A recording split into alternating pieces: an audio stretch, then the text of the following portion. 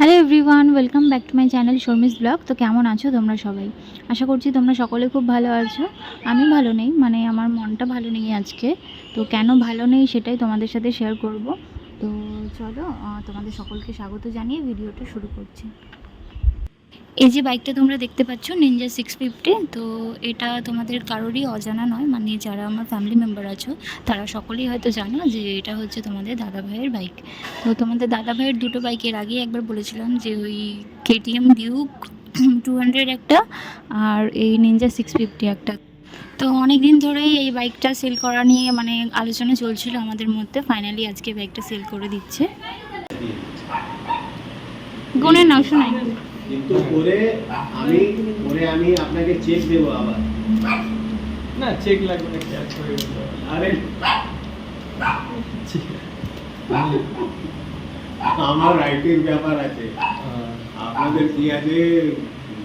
আপনারা দেখুন, ফরেন ইনকামের আমারও তো লোক সব দুবাইতে থাকে, কোনো ট্যাক্স নেই। এইখানে কোনো বিজনেসের ইনকামে ক্ষতি করে বুদ্ধি করো, এটা তাড়াতাড়ি এটা শেষ করুন কাজ। করো শোনাই, করো আরে করো না। গুনে নিন, দেখুন আমার স্টাফ থেকেও গুণ হতে পারে। আপনারা তিনজন মিলে গুনুন না। না না, ঠিক আছে। না, না, ঠিক বিশ্বাস আছে। এটা। না এটা আমিও গুনি, কথা ভালো হবে, আমিও গুনি। আমার স্টাফকে বলেছি টাকাটা দিতে, ও আমাকে দিয়েছে। এটা বিশ্বাস। বলছি গুনে নে। থাক, ও যখন গুনছে না থাক।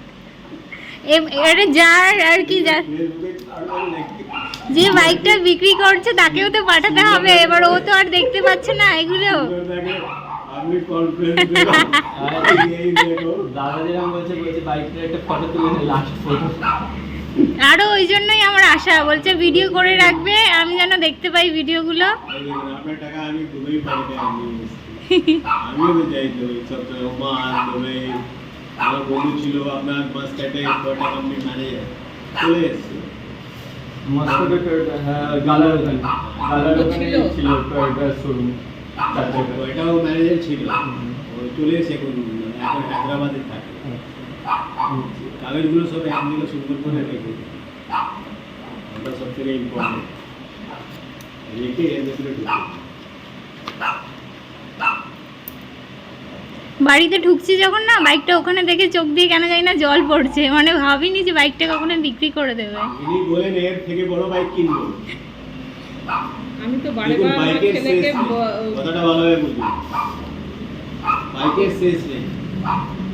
মানে ওই বাইকটার সাথে না আমাদের একটা ইমোশন জড়িয়ে আছে। আমার সাথে সিলরদা এখন বন্ধুত্ব আছে ফেসবুকে, হ্যাঁ, ওর সাথেও হয়ে গেছে, শ্রমিকের সাথেও।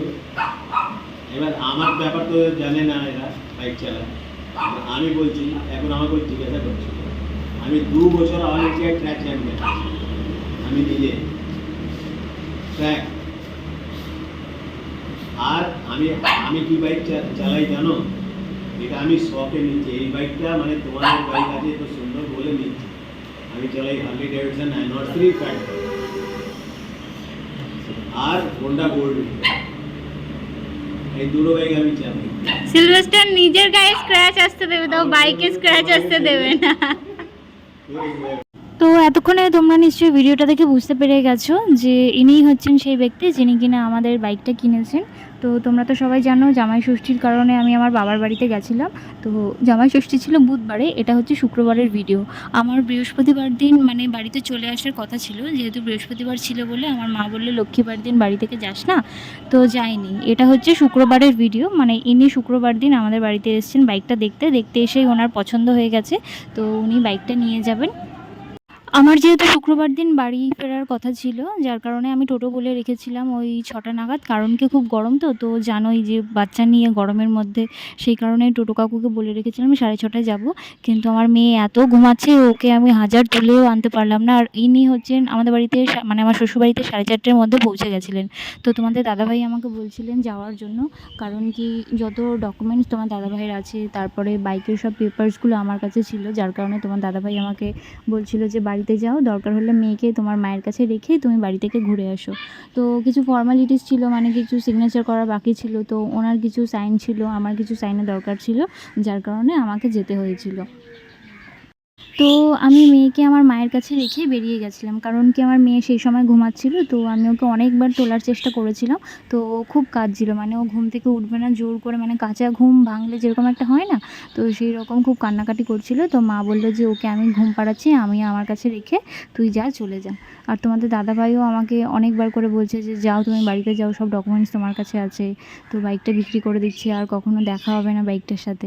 যার কারণে আমিও মায়ের কাছে রেখেই গেছিলাম। তো আমি বাড়ি থেকে 4:30 নাগাদ বেরিয়েছিলাম, ওখানে পৌঁছাতে পৌঁছাতে 5টা বেজে গেছিলো। তো আমি যখন একদম রাস্তার সামনে দেখলাম যে বাইকটা বার করা রয়েছে, তখন আমি তোমার দাদাভাইয়ের সাথে ভিডিওতে কথা বলছিলাম, মানে ভিডিও কল করেছিল, সেই সময় কথা বলছিলাম। আমার চোখ দিয়ে কেন জানি না জল পড়ছিল, মানে আমি চাইছিলামই না কোনো দিন এই বাইকটা তোমাদের দাদাভাইকে বিক্রি করতে দিতে, কিন্তু তোমাদের দাদাভাই বিক্রি করবে বাইকটা, তো কী আর করা যাবে। তো আমি তো কান্নাই করে দিয়েছিলাম রীতিমতো বাইকটা বিক্রি করার জন্য। তো তারপরে যখন টাকাগুলো দেখলাম, যে তখন মনটা একটু খুশি হলো। আর এতগুলো টাকা দেখলে কেই বা না খুশি হয়ে থাকবে বলো। হ্যাঁ, জাস্ট কিডিং, ঠিক আছে, তোমরা কেউ সিরিয়াস নিও না, কিন্তু আমি মানে এমনি মজার ছলে বললাম কথাটা। কারণ কি বলো তো, বাইকটা তো তোমাদের আগেও বলেছিলাম, মানে আমার বিয়ের পরের দিন বাইকটাকে কেনা হয়েছিল। তো এইটার সাথে মানে আমার অনেক স্মৃতি জড়িয়ে রয়েছে। তো এই বাইকে করে আমরা ঝাড়খণ্ড গেছি, এই বাইকে করে আমরা দীঘা গেছি।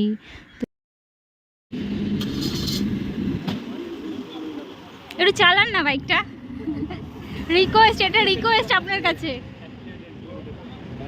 আপনার কাছে রিকোয়েস্ট, এটা চালান একবার। আপনি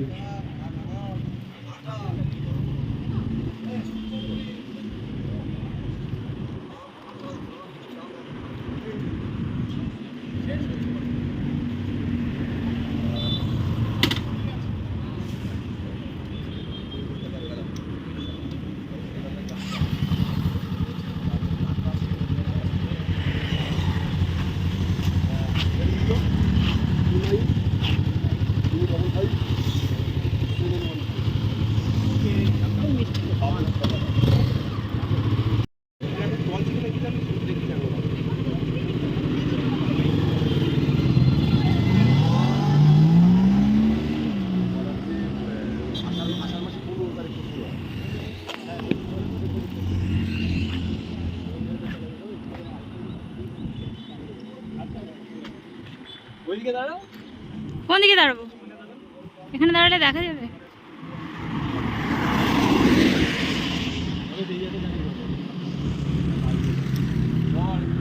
এই রবি ছাড়।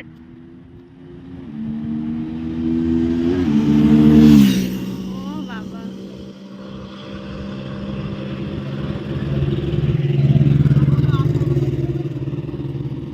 বলে দিয়েছে প্যাকেজে দেওয়ার পরে আর কিছু বলা যাবে না।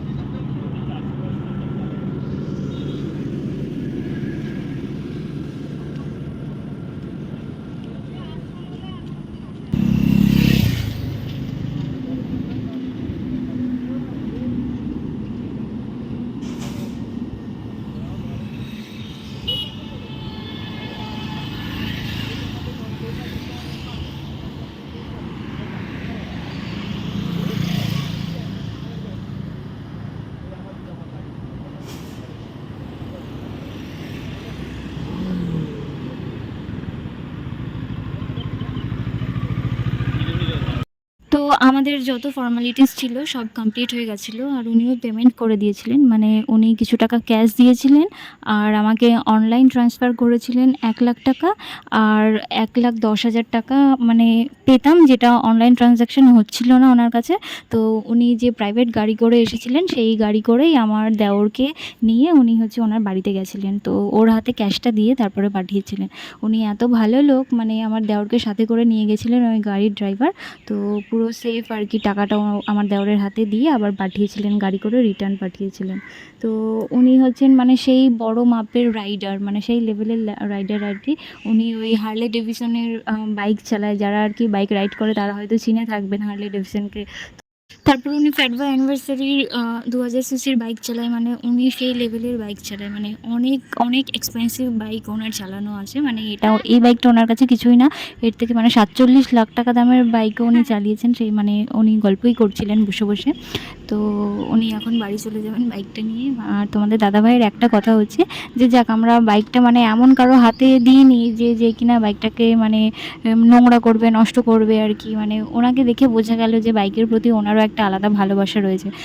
উনি যথেষ্ট দেখেই বোঝা যাচ্ছে যথেষ্ট এজের, মানে তোমাদের দাদাভাইয়ের থেকে তো অনেকই বড়, প্রায় 48, মানে এক্স্যাক্ট ওনার এজ জানি না, কিন্তু আমার দেখে মনে হলো 48 49 এরকম এজ হবে। তো সেইখানে মানে সেই এজে দাঁড়িয়ে যে উনি এত সুন্দর বাইক চালায়, এই বাইকটা ওনার প্যাশন রাইড করা, তো এই জিনিসটা খুব ভালো লেগেছে। তো এটাই ছিল আমাদের বাইকের শেষ ভিডিও।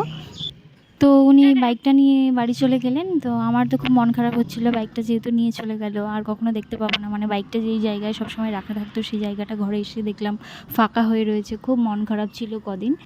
তো তোমাদের দাদাভাই বলেছে যে বাড়ি আসলে মানে ছুটিতে যখন বাড়ি আসবে তখন একবার এই বাইকটার সাথে দেখা করতে যাবে, মানে যেহেতু আমাদের শখের বাইক ছিল, তো ওনার বাড়িতে গিয়ে বাইকটাকে একবার দেখে আসবে। তো উনি চলে যাওয়ার পরে আমার শাশুড়ি বললেন যে টাকাগুলো একবার গুনে নেওয়ার জন্য, কারণ কি আমার দেওয়ার টাকাগুলো গুনে নেয়নি, মানে একটা বিশ্বাস, আর উনি এইটা হচ্ছে মেশিনে গুনে নিয়ে এসেছেন যার কারণে আর গোনার কোনো প্রয়োজন ছিল না। তাও আমার শাশুড়ি বসে বসে গুনছিলেন, বলছে দাও আমি টাকাটা গুনে দিই তোমাকে। তো আমাকে তো উনি কিছু টাকা অনলাইন ট্রান্সফার করেছিলেন, আর কিছু টাকা ট্রানজ্যাকশন প্রবলেম হচ্ছিলো বলে মানে পেলাম না, যার কারণে আমার দেওর আনতে গেছে টাকাটা। আর কিছু টাকা উনি বলেছে যে যখন বাইকের নাম ট্রান্সফার হবে সেই সময় উনি ওই বাদবাকি টাকাটা দেবেন। তারপর শাশুড়ি মায়ের সাথে সাথে আমি একটু টাকা গোনাতে হাত লাগালাম, কারণ কি উনি একা এতগুলো টাকা গুনতে পারছিলেন না, মানে সময় লাগছিল একটু।